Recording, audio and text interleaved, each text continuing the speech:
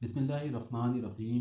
السلام علیکم دوستو، آج کی ویڈیو ایک ایسے نوجوان کی ہے جو مکہ کی خوشبوؤں میں پلا، ریشم کے لباس میں بڑھا، لیکن پھر ایسا وقت آیا کہ اس کے کفن کے لیے بھی کپڑے کم پڑ گئے۔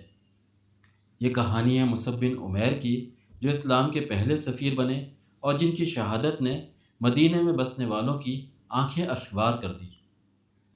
دوستو، مصعب بن عمیر مکہ کے ایک نہایت مالدار اور معزز خاندان میں پیدا ہوئے۔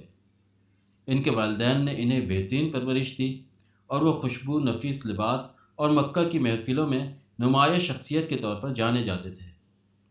مکہ کی گلیوں میں جب وہ گزرتے تو لوگ ان کی خوشبو سے پہچان لیتے، یہاں تک کہ اپنے لباس خاص طور پہ ملک کے شام سے تیار کرواتے، اور حضرمی جوتا جو اس زمانے کے عمرہ خاص تقریبات میں استعمال کرتے تھے، آپ کے روز مرہ کے استعمال میں ہوتا۔ ایسی اعلیٰ خوشبو استعمال کرتے تھے کہ جو مکہ مکرمہ میں بہت ہی کم لوگوں کو میسر ہوتی۔ لیکن ان سب کے باوجود مصعب بن عمیر کا دل ہمیشہ سچ کی تلاش میں رہتا، اور جب انہوں نے سنا کہ محمد صلی اللہ علیہ وسلم لوگوں کو توحید کی طرف بلا رہے ہیں تو وہ چھپ چھپا کر دارالارقم پہنچے، جہاں رسول اللہ صلی اللہ علیہ وسلم لوگوں کو دین سکھا رہے تھے۔ وہاں پہنچ کر انہوں نے اسلام قبول کر لیا، لیکن یہ بات انہیں سب سے چھپانی پڑی، کیونکہ ان کی والدہ انتہائی سخت مزاج اور بااثر خاتون تھی۔ مگر سچ زیادہ دیر تک نہ چھپ سکا، اور جب ان کی والدہ کو پتہ چلا تو انہوں نے شدید غصے کی حالت میں مصعب بن عمیر کو قید کر دیا۔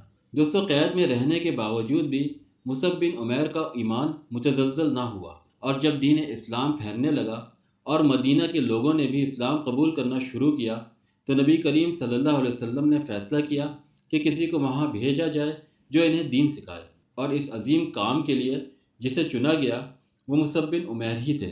انہوں نے مدینہ میں تبلیغ کی، لوگوں کو اسلام سکھایا، اور ان کے ہاتھ پر کئی بڑے سرداروں نے اسلام قبول کیا، جن میں حضرت سعد بن معاذ بھی شامل تھے۔ دوستو، یہ مصعب بن عمیر کی محنت تھی کہ مدینہ کی گلیاں کلمہ طیبہ سے گونجنے لگیں۔ دوستو، مصعب بن عمیر نے غزوہ بدر اور غزوہ احد دونوں جنگوں میں شرکت کی، اور جب جنگ احد کا وقت آیا تو مصعب بن عمیر اسلامی جھنڈا اٹھائے سب سے آگے تھے۔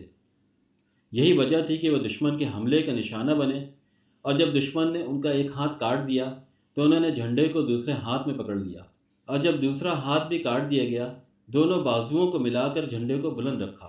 آخر کار دشمن نے نیزہ مار کر انہیں شہید کر دیا اور وہ زمین پر گر گئے، مگر اسلامی جھنڈا زمین پر نہ گرا اور اسے فوراً دوسرے صحابی نے تھام لیا۔ دوستو، لڑائی کے خاتمے پر حضرت صلی اللہ علیہ وسلم حضرت مصعب بن عمیر کی لاش کے قریب کھڑے ہوئے اور یہ آیت تلاوت فرمائی، جس کا ترجمہ تھا کہ مومنین میں سے چند آدمی ایسے ہیں جنہوں نے خدا سے جو کچھ عہد کیا تھا اس کو سچا کر دکھایا۔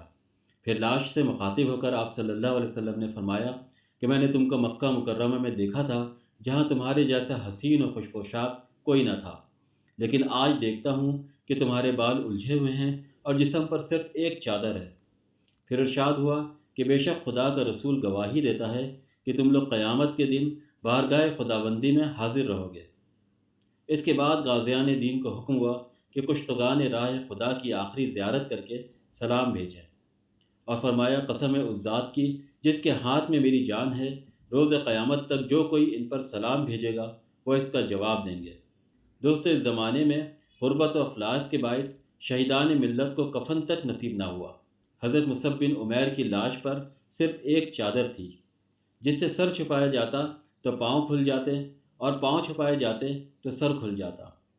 بالآخر چادر سے چہرہ چھپایا گیا اور پاؤں پر گھاس ڈال دی گئی۔ دوستو، یہ وہی مصعب بن عمیر تھے جو کبھی ریشمی لباس پہنا کرتے تھے، اور یہ تھا اسلام کا پہلا سفیر جس نے اپنی جان دے دی مگر ایمان کا سودا نہ کیا۔ دوستو، کیا ہم دین کے لیے ویسی قربانی دے سکتے ہیں جیسے مصعب بن عمیر نے دی؟ کیا ہم اپنی زندگی میں اسلام کو اتنی اہمیت دیتے ہیں جتنی انہوں نے دی؟ ان سوالوں کے ساتھ آج کی ویڈیو کا اختتام کرتے ہیں۔ اگر آپ کو ویڈیو پسند آئی ہے تو اسے لائک کریں، شیئر کریں، اور مزید اسلامی کہانیوں کے لیے چینل کو سبسکرائب کریں۔ اللہ تعالیٰ سے دعا ہے کہ کہنے سننے میں جو غلطیاں اور خامیاں ہوئی ہیں اللہ انہیں دور کرے اور انہیں معاف کرے۔